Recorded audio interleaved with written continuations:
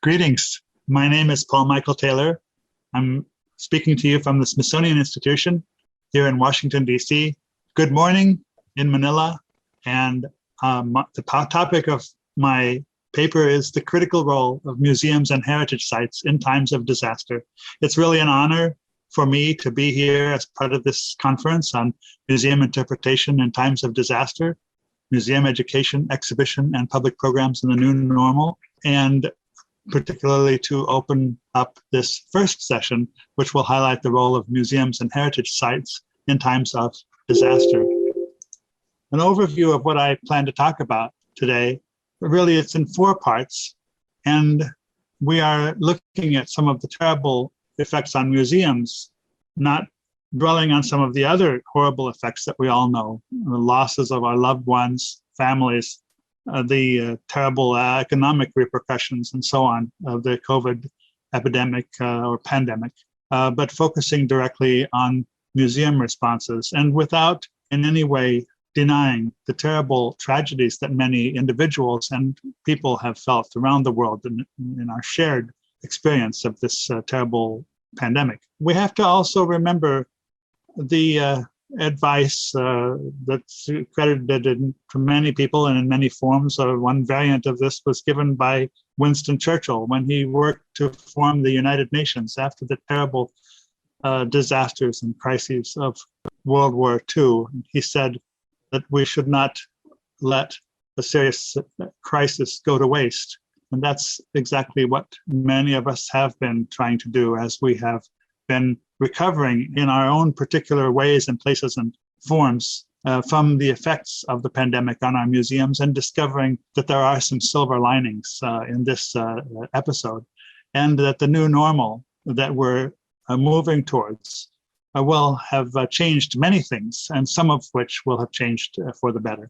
Our first part is about the museum responses to the COVID pandemic, and I'll use a lot of my own and our experiences here, but I think you'll see that we're all sharing many of these. Secondly, I plan to talk about COVID-19 and the pivot to virtual, which has had many beneficial effects, actually. I suppose we're part of that right now, this conference being done entirely online for many of us. Third, how disaster preparedness is central to the mission and function of museums, and how we have responded to some disasters in the past that have had remarkable effects. And among those responses, of course, is that in the museum functions, one of the purposes of some museums is actually memorializing the victims of disasters. And so that's why I end with this 4th part on the contributions of museums and historic sites to the societal interpretations of disasters and tragedies in the past and present. As far as museum responses to the COVID pandemic, of course, I suppose our experiences here are comparable to those in many parts of the world.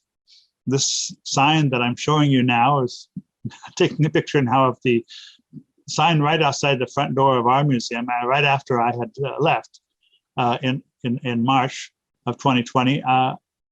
A closure that was effective from March of 2020 indefinitely, and still has not entirely been lifted, which is to say that we're still not open every day of the week.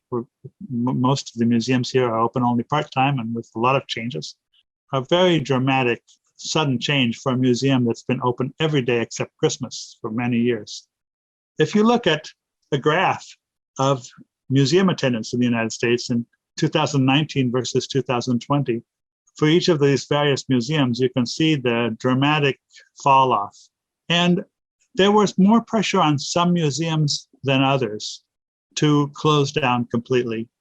Museums like the Smithsonian, which were very reliant on government funding, could actually survive okay when they were closed down, but many, many museums really could not even make it through the pandemic, and historic sites, and not to mention many businesses and so on. The effects of the closure, however, in the United States at least, were in some ways mitigated because of a large number of government programs. Many countries did this, but ours were unique to the United States. which allowed for people's salaries to continue to be paid, for example, even though they were unable to go to work and their offices and museums and so on were closed down. This was available to nonprofit organizations, and even those people who had to get furloughed were helped more than usual. Contractors and others not normally eligible for unemployment compensation became eligible for special forms of government support. Nevertheless, even with those mitigating programs, the difficulties and the terrible effects on many individuals and institutions cannot be denied. This is a staff furlough sort of pie chart showing the percentage of staff that were currently laid off, and this was in accordance with a survey done by the American Alliance of Museums throughout the United States in July of 2020. So 5% of the respondents furloughed or laid off 100% of their staff, and 35% laid off or furloughed up to 20% of their staff, and so on. So again, I want to mention, because people were furloughed, it doesn't mean they absolutely had nothing to hope for. The furlough, as opposed to termination, really means that you're laid off until the organization is able to begin rehiring again. You don't have to go through a starting all over rehiring process. But it also was during a time when there were special government programs to help those people who were furloughed as a result of the COVID pandemic. So the effects were not as dramatic as if this happened in some other time, because of these special programs due to the extreme closure of the economy, which was seen as in the public interest because of the fact that in a pandemic, you have to keep people separate and by themselves insofar as you can, because of the effort to reduce the spread of the virus in this case. We have a big issue now with crowd management in the new normal. Is one of many things that we have to worry about and think about. And not only crowd management in general, but how are we going to be able to do the kinds of events that are actually extremely valuable to museums. This one that we're seeing here is one that I'm particularly partial to, because it's the grand opening of an exhibit for which I served as curator, Sikh's Legacy of the Punjab. And this opened in 2004. I'll come back to this exhibition also, but it was extremely popular. And I don't know how we could do such an opening now. The exhibit is still traveling, and we're going to be facing this when it starts traveling again, hopefully after this pandemic is over. But of course, the standard events like this were tremendous opportunities for networking. There were really rituals in the anthropological sense. An exhibit opening is a ritual of this kind. I mean, these are events that allow a group of people in a society to celebrate their shared heritage or their shared goals, their shared vision, their community. And this is the first ever exhibition we've done about the Sikhs of India and Pakistan originally. And large Sikh American community was delighted at this. So we are going to be challenged to do events like this in the future. But people are trying in the new normal to create this in various ways. Well, let's look at this example. Of course, I'm speaking to you from Washington, and this is it's a capital city, and so there are embassies from all the countries of the world almost here, and a lot of embassy events at our museum and elsewhere. This one is at the U.S. Institute of Peace, and it's the annual National Day from the Kingdom of Bahrain. This was our invitation from 2019, and a wonderful event. This, just as usual, just hundreds and hundreds of people. A tremendous networking opportunity where we got to see lots of people that we know from the State Department, from the embassies, and so on. Here's the ambassador speaking, and I couldn't resist a photograph with him. I can't think of these kinds of events without remembering the hundreds of wonderful different kinds of dishes. So I just picked two here to show, but just you get the sense this is the kind of event that will be impossible here for a while. 2020. It's time to celebrate the National Day of Bahrain again. And invitations went out. Of course, they could invite more people because it now became entirely a virtual celebration. And the video to celebrate the holiday, the National Day in Bahrain, was opened at a particular time of day, 8:30 p.m. Bahrain time. It was not available before then. And you saw a wonderfully made video about Bahrain with welcoming remarks to the event, comments by State Department officials, and so on, hosted by the Embassy of Bahrain. And this is His Excellency the Ambassador also speaking on the video.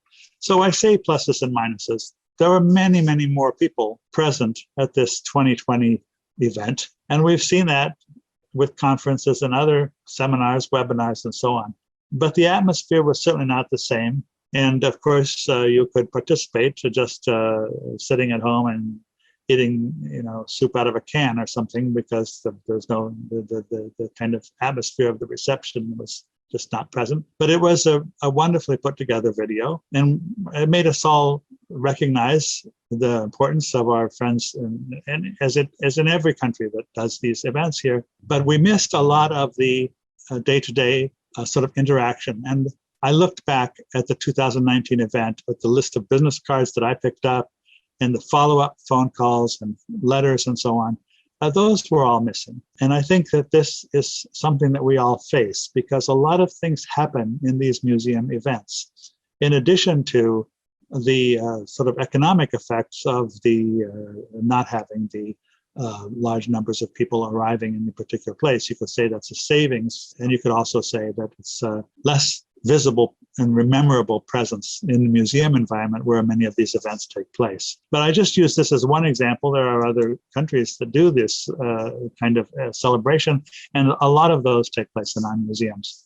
Let's also talk about the museum experience per se, starting with going into the museum, pre-pandemic entrance to the Louvre in Paris. Now many museums have switched to a socially distanced entrance line. And we see these little footprints everywhere. And I walk downstairs in our museum here, and they're all over the place, even at the staff entrances. And they're all 6 feet apart. That's the rule here, because we don't use the metric system.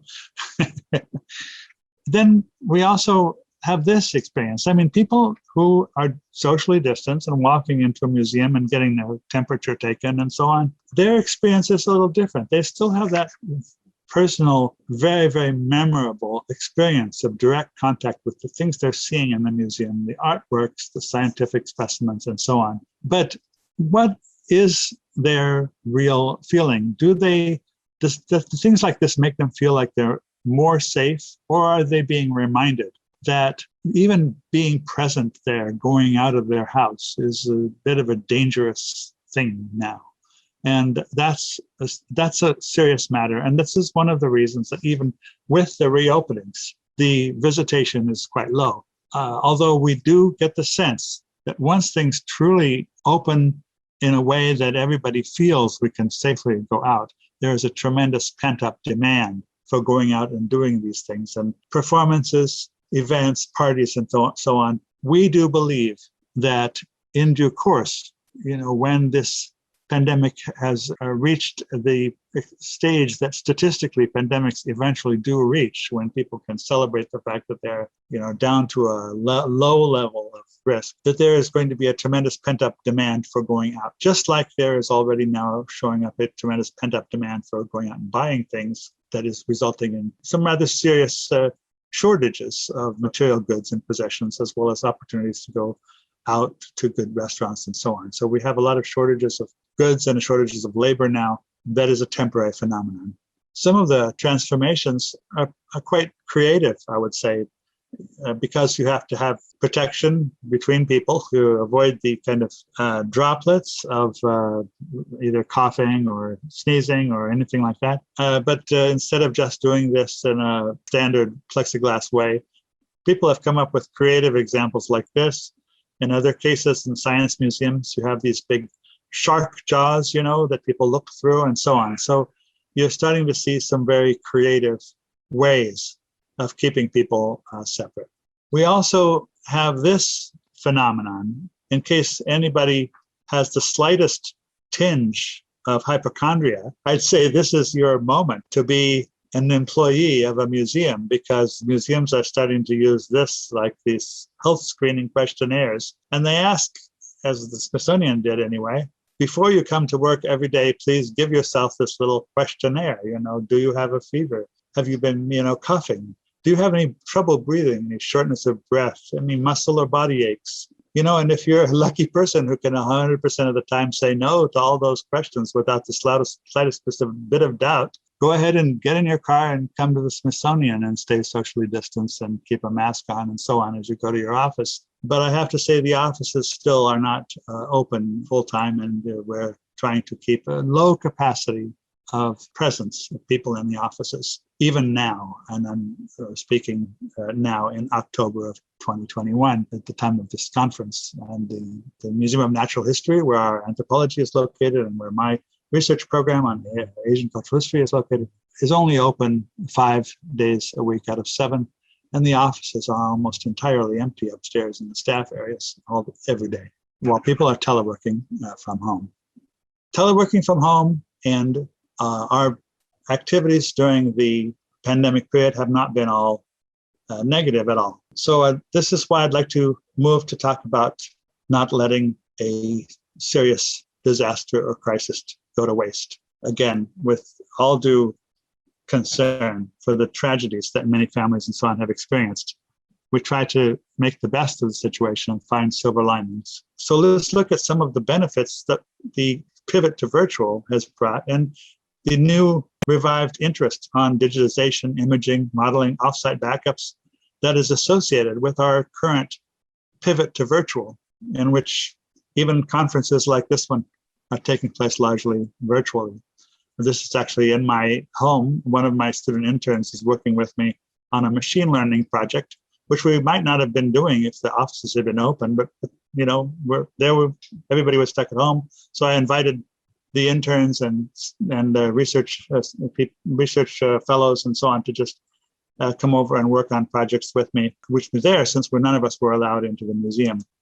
And here is the closure sign that I showed before as of March 14th that we had to close.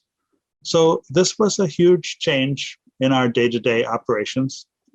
I was no exception. Everybody here felt a major change. And there were a lot of people who had difficulties that we had to recognize. And everybody recognized too that all of those of us who have people working with us in our research programs and so on, we had to have a lot of concern for their mental as well as physical health during this time of tremendous adjustment. Ironically, we had just opened an exhibition called Outbreak: Epidemics in a Connected World.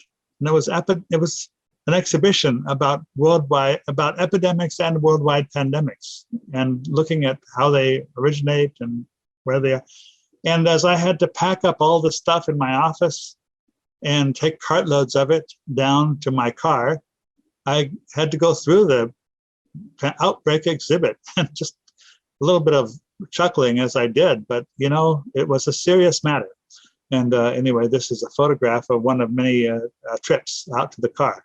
I am with my program assistant, Matthew Arnold. As we were all packing up and taking stuff out, we paused in the Outbreak exhibition, and it had been until that day still open to the public, but in a very reduced way, as is the case still now for our exhibits. This sort of interactive section with a map on where outbreaks of any kind of epidemic or pandemic diseases are occurring in the world at different times. People would be able to touch it and manipulate it and move it around and so on and see the different places and times. Well, forget that. Of course, when the pandemic first started, the first thing that had to close was all the interactives that people would touch, because we couldn't let people touch anything. During this period, of course, all those, it says here, the sign, for your safety, touch-activated interactive exhibits have been turned off. Have fun, and please wash your hands. That was the message. Here we are in March of 2020, rushing to pack up as much as we could to get out of the office, thinking that maybe we'd have to stay home for 2, 3, we didn't want to think about it, but it might even be 4 weeks. And who knew that it was going to be over a year, and then more than a year, and then another year. All our regular meetings had to move online. Here's one of the collections committee meetings in September of 2021. Now, how do you do a collection committee meeting? We managed, but at a time when we can't even actually accession or bring in any collections. So we were considering whether we would accept collections and getting all the information and sort of accepting tentatively on the grounds that we can't really accept anything because nothing can come into the building because the building was still closed and the collections were still closed. This is the kind of modification of our normal procedures that everyone had to make. I mentioned this really interesting project with my student, Evan Wainwright. This is my home in Arlington Forest, Virginia. That in the background is the shield from the Korowai tribe of Papua, Western New Guinea, in eastern Indonesia. I did a film there, and actually that shield shows up in the film, but I ended up bringing it home. And the temporary office that we set up is being used to try a machine learning project based on an important publication of Turkmen carpets in a private collection with good photographs. So we scanned these photographs and tried to create an experiment, a sort of robot or a machine learning experiment where the computer would be fed the information which of these carpets is from the Ersari tribe and which is from the Teke tribe. So it has to figure out from the patterns that it sees what makes a carpet based on its motifs more Ersari and more Teke tribe. And the result after trying to develop this project didn't really have any result that was earth-shattering, but it was enough to prove that it could work. That is to say, it looked at a carpet like this that it had never seen before. And you see on the right these figures with, on the left, the figure 1, meaning it has a 100% probability, according to this computer, that the carpet is Ersari. And then on the right, it's about 2.27 times 10 to the negative 9 here, which means that it's almost zero, as probability is almost zero, that it could be Teke. But these are the kinds of things that we were able to keep doing. We were able to keep writing, keep publishing, keep working with students, but it was in a very different environment. I'm not sure they all would have happened had it not been for the pandemic. We were looking far and wide for what we could manage. As for interactions with our colleagues, our seminar rooms like this one got closed. We went back to visit the museum, just allowed in for a few hours, in June of 2020 to pick up things to continue teleworking from home and past our conference room, which had so many wonderful seminars. But what did we do in the meantime? We set up a new series of seminars with the Nanyang Technological University's School of Media Art and Design, especially its Museum Studies program. And this was my talk on Smithsonian in Southeast Asia. We did a series of wonderful talks that were sponsored generously by the U.S. Embassy in Singapore. And the program was called Tidal Currents, Discursive Platform for Museum Studies and Curatorial Practices. My colleague, Professor Laura Miotto at Nanyang Technological University, spearheaded that. Here's Michele Roda's talk about botanical illustrations, the Singapore Botanic Gardens. And we also started another series of seminars with the National Museum in Oman. And this has been supported by the U.S. Embassy in Muscat, Oman. We've got a lot of good press for this series on 21st century curatorial practices. This was the presentation by Douglas Mudd, who's the curator and director of the Money Museum in Colorado. And we still have ongoing, a really wonderful series of programs. Program series in Japan is called Tuesdays in Tokyo. Never mind that that's actually Monday night here, but it's Tuesdays in Tokyo series. So on Tuesdays, we had these wonderful series. The first one, initial one, was a kind of preview, which wasn't on a Tuesday. Smithsonian in Japan, past, present, and future. And I gave this talk along with Dr. Robert Pancion. Professor Sasaki was an excellent discussant. That's him discussing and posing questions to us. Here's Professor Toru Yamada's talk about the hidden heritage of Christianity in Japan. It was a very sort of hidden religion. It became a UNESCO World Heritage Site in spite of being hidden, essentially. The landscapes themselves were part of the heritage, and this raised many issues about heritage in general. So again, I was the discussant in this case, and that's late at night from my home again, because of the fact that it's a webinar during Tokyo's morning. Here's a seminar with Dr. Robert Pancion, my colleague, is presenting about the history of Japanese collections here in the United States. So this is actually reaching much larger audiences than we ever did reach in that anthropology department seminar room that I showed you that was closed all year. So not only is larger audiences, but we have built-in translations. So for example, in our Oman series, we record them in English. They are translated afterwards into Arabic and rebroadcast throughout the Sultanate. And then the Japanese series is entirely bilingual. I think we need to be doing more of these, and we really wish that we could be doing more of these with all of our Southeast Asian colleagues who are part of this conference. And I just want to plant that idea as part of the new normal directions we could be going. On my International Museum Partnerships playlist, you can see a large number of these that I will show the web address at the end. So you're welcome, or you're all welcome to contact me about these videos and which ones you may be interested in. Third, disaster preparedness. It is central to the mission and function of museums. And I'm going to be talking about this example particularly. August 23rd, 2011. Something that was almost unheard of in the eastern area of the United States, an earthquake.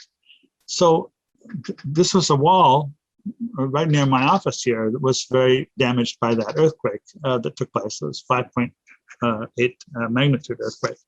And our storage cabinets at the Museum Support Center nearby here in Suitland, Maryland, shifted several inches. And because you see, they were exactly on top of each other, and you can see with the cursor here, you can see that they moved and then later had to be placed properly one on top of each other.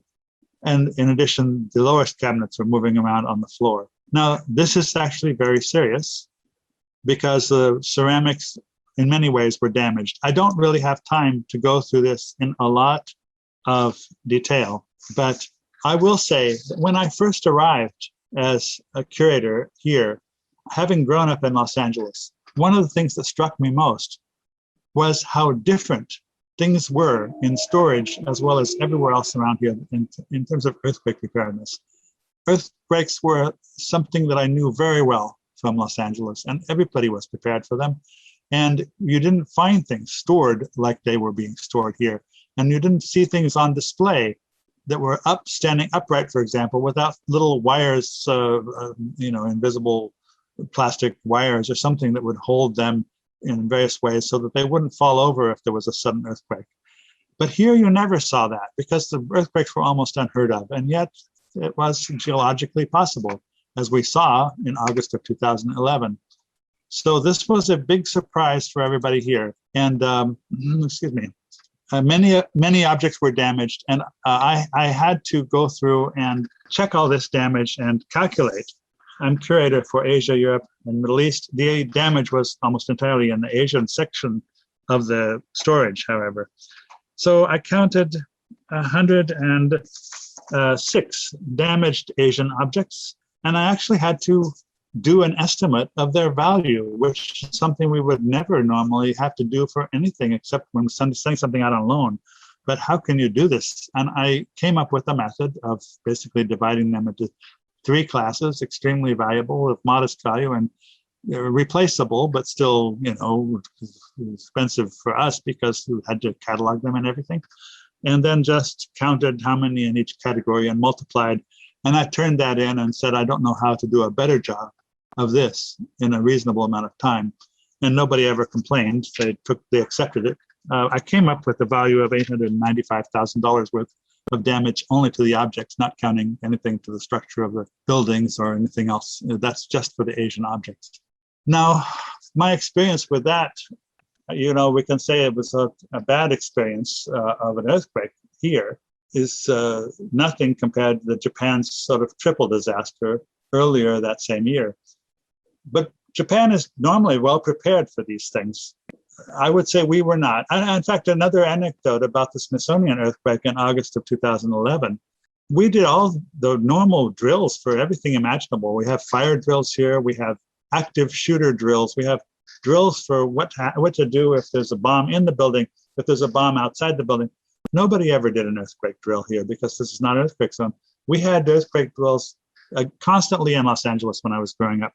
When the earthquake happened in the Natural History Museum, I recognized immediately it was an earthquake. A lot of people didn't, and ducked under my desk. Then the museum didn't know what to do, so they played the automatic loudspeaker announcements for a fire drill saying everybody should leave the building, which we later knew that was actually not the right thing to do in an earthquake. So people can be unprepared for disasters.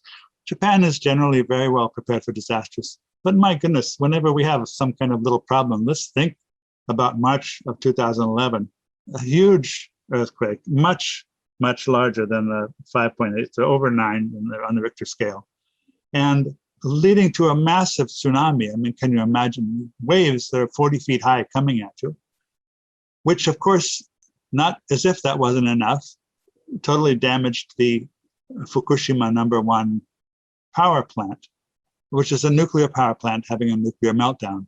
And all three of those things happened. And so if you ever think you're having a bad day, try to remember what it would have been like to be there, a terrible disaster if there ever was one. There's Kangoji Temple in Japan.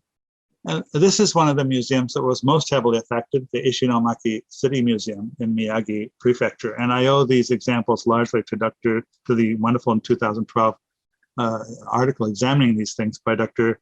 Toru Takahashi. The ground floors of the museum were inundated with rubble, as you see here.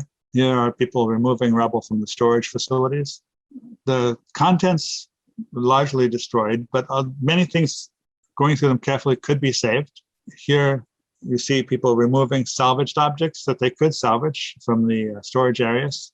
And this brings up one of the real functions of museums in times of disaster, that in addition to protecting our treasured artifacts from disasters, which is part of every museum's mission, we must remember that one of the missions that museums have is to interpret history, memorialize heroes, and memorialize and remember the past.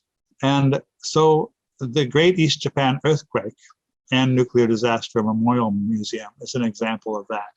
It opened in September 2020 in Fukushima Prefecture. It has relics of the disaster on display. At the right, the hands of the clock are frozen at the exact moment of the earthquake. On the left, they're frozen at the moment that tsunami hit. Here, an exhibit displays messages and stories from local residents. These are stories and messages that really honor the victims of the disaster. And that is one of the major functions also of museums, to help society interpret things in the past, but that includes interpreting disasters and tragedies of the past and present. Of course, this example that I'm showing now is from the Holocaust Memorial Museum here in Washington.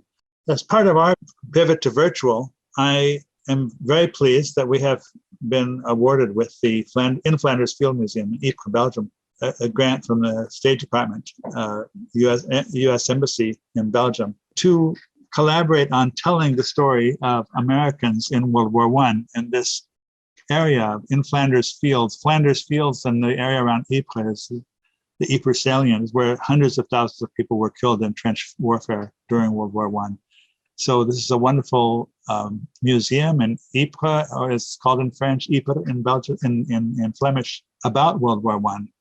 So our online collaboration is to sort of unite the various, like the American Cemetery, archival records, and other places that have memorials to American involvement in World War I through phone apps and digital methods of visiting them or planning your visits, getting more information through your apps and on the phone and digitally about background to what you're seeing when you visit them or when you even just visit them online and so on. So that's also filling in a lot of the records of the individual soldiers and identifying the grave sites of Americans that are throughout the area for the descendants of those people today.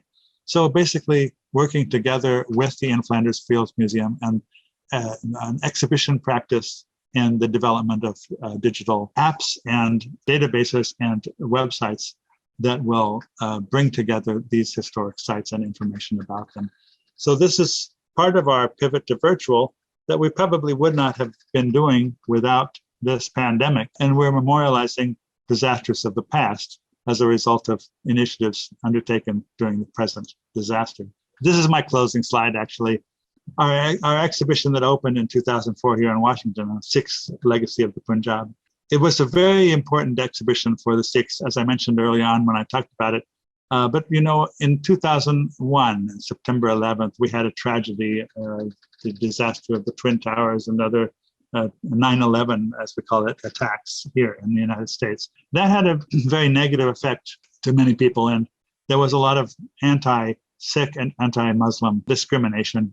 And many Sikhs were sort of being attacked and some were killed. And this was a mistaken identity because Sikhs wear turbans and were somehow identified with the terrorists, whom they had nothing to do with, of course. There was a lot of misunderstanding. Some people think that we did this exhibition because of that, so people would understand the Sikhs. It certainly had the effect of increasing understanding of Sikhs in the United States, not only in Washington, but to the many other states and cities where it traveled. But actually, we started planning it in February of 2000. So there was a series of events culminating in an exhibition opening in 2004. So it wasn't because of this, but at the same time, 9/11 definitely encouraged people to make this probably a bigger and more prominent exhibition than it might have been otherwise. Now we face the issue of continuing to travel it after the pandemic, when people can start planning travel again of the exhibition, which is now in storage. But we're going to have to redesign it. And I think a lot of us are thinking about these redesigns of our exhibitions now, because you need social distancing, you need more room for everything and more room for people to move around and pass each other and have enough room to pass each other with plenty of distance between them and so on. So there's a lot of effort now to plan for the redesign for the current response, the current disasters response, and overcoming the issues that it raises. So this is one of our challenges that's ongoing, something that was really born from one kind of reaction to a disaster that happened. And there's a very positive reaction that we've had by increasing understanding of a minority ethnic group and religion. And we have some challenges ahead of us too. So we're looking forward to starting this travel again. We're looking forward to continuing our work with the Sikh community, with other Southeast Asian communities in the United States and elsewhere. We look forward to international collaborations of the kind that we've seen, the one in Singapore with Nanyang Technological Universities, many others. So much appreciate the opportunity to join you all here at this conference organized from Manila.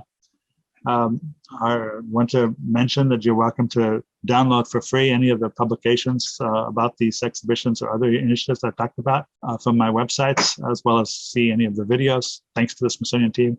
And of course, first and foremost, thanks so much to the National Museum of Philippines for giving me this opportunity to join you all at this great occasion.